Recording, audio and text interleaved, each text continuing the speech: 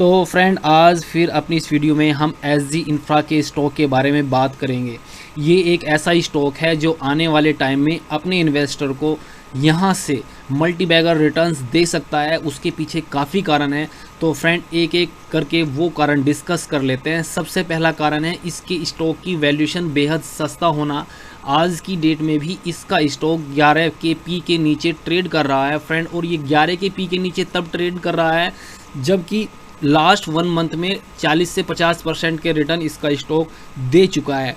तो friend Q4 के financial result आने के बाद इस स्टॉक के प्राइस में अच्छा खासा ब्रेकआउट आया है और ये जो इसका बुलिश ट्रेंड है ये कंटिन्यू रह सकता है। दूसरा बड़ा कारण है कि कंपनी का पास्ट में जो बिजनेस का ट्रैक रिकॉर्ड है वो शानदार रहा है और प्रेजेंट में जो इसका वर्क एग्जीक्यूशन का रिकॉर्ड है वो बेहद ही शानदार है। कोई भी प्रोजेक्ट डिले एग्जीक्यूट नहीं किया इस कंपनी ने, सभी प्रोजेक्ट टाइम या उससे पहले एग्जीक्यूट किए हैं।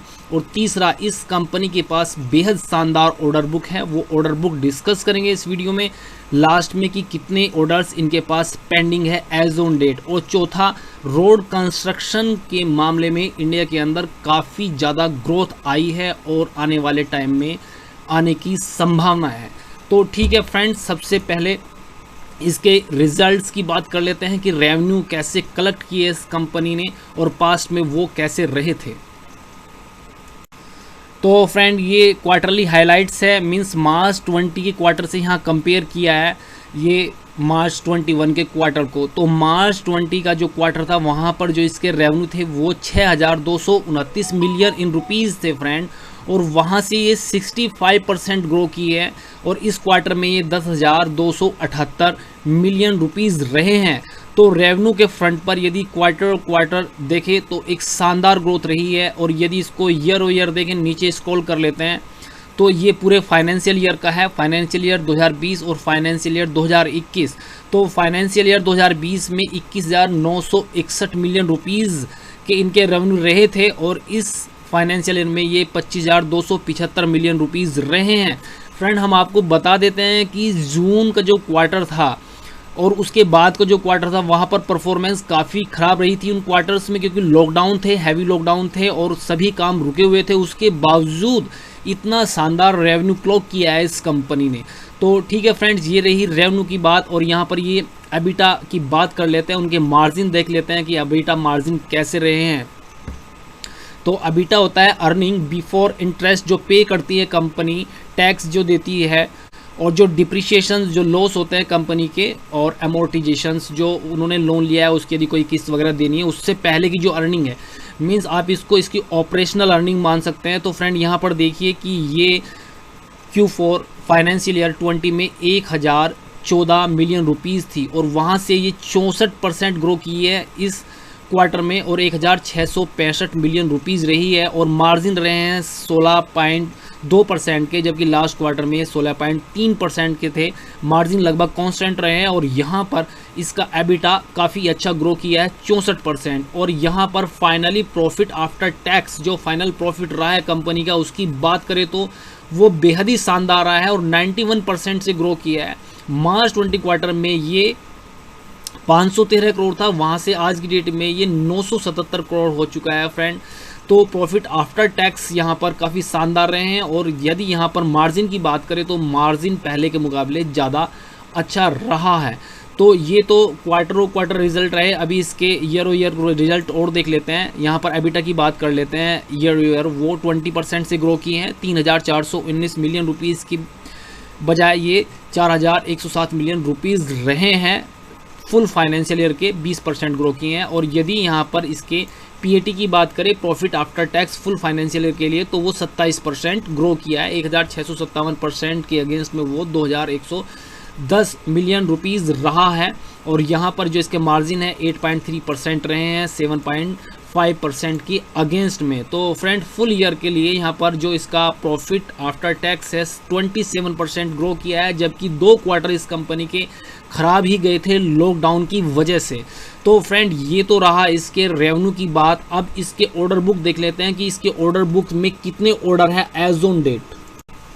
तो फ्रेंड यहाँ पर इन बार्स में आपके पास डाटा है, इसके रेवेन्यू का डाटा है, ये 2018 से फाइनेंशियल ईयर 2021 तक है, और यहाँ पर इसके ऑर्डर बुक का डाटा भी है।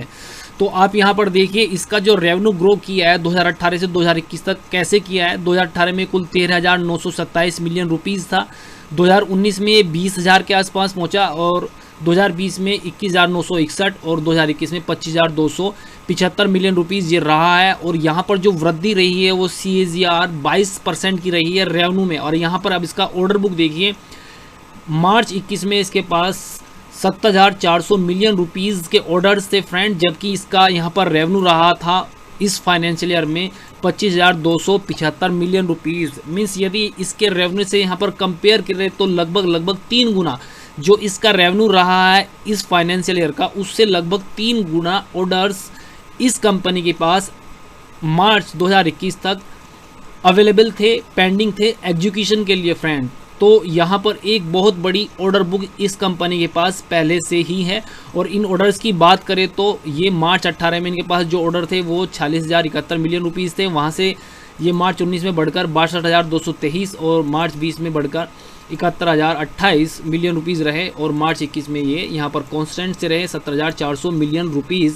तो फ्रेंड यहाँ पर यदि ऑर्डर बुक की बात करें तो वो 15% के CAGR से ग्रो की है इस कंपनी की। और नीचे देखिए timely execution of all project with no delay in any projects, सभी प्रोजेक्ट्स टाइमली इन्होंने कंप्लीट किए हैं और किसी भी प्रोजेक्ट में कोई भी डिले नहीं रही है फ्रेंड। अब इस कंपनी के वैल्यूएशन देख लेते हैं स्टॉक के क्या है एज ऑन डेट, मीन्स आज 30 मई को इस कंपनी के वैल्यूएशन क्या है। तो यहाँ पर स्टॉक के वैल्यूएशन की बात कर लेते हैं। कंपनी छोटी है, स्मॉल कैप कंपनी है, 2,502 करोड़ रुपए की मार्केट कैप है, और करंट प्राइस इसका 384 रुपये है। इसके स्टॉक का अभी काफ़ी तेज़ी से बढ़ा है, 300 के नीचे ही ट्रेड करता था जनरली ये स्टॉक। देखिए स्टॉक का PE अभी भी 10.6 का है, 11 के नीचे है, 10.5 के आसपास इस स्टॉक का PE है। और प्राइस टू बुक वैल्यू की बात करें तो वो भी 2.25 के बीच में है, 2.35। तो बुक वैल्यू के स्केल पर भी ये स्टॉक सस्ता है, और PE वैल्यूएशन पर तो बेहद सस्ता ये स्टॉक है। ROC ROE बहुत शानदार है, मीन्स अच्छी प्रॉफिटेबिलिटी ये कंपनी बना रही है। तो फ्रेंड ये सभी फीचर्स, एक तो स्टॉक का PE वैल्यूएशन पर सस्ता होना, PB वैल्यूएशन पर सस्ता होना, बिजनेस में अच्छी ग्रोथ मोमेंटम होना, एक अच्छी ऑर्डर बुक होना कंपनी के पास, और रोड सेक्टर में आने वाले टाइम में काम में तेज़ी आने की पूरी संभावना होना, इस और इंडिकेशन करता है कि फ्रेंड ये स्टॉक आने वाले टाइम में यहाँ से मल्टीबैगर रिटर्न दे सकता है। लेकिन फ्रेंड हम आपको बता देते हैं कि ऐसा हमारा विचार है, हमें ऐसा लगता है। आपको यदि इस स्टॉक में कोई पोजीशन बनानी है तो आप अपने फाइनेंशियल एडवाइज़र से सलाह जरूर लीजिएगा। धन्यवाद।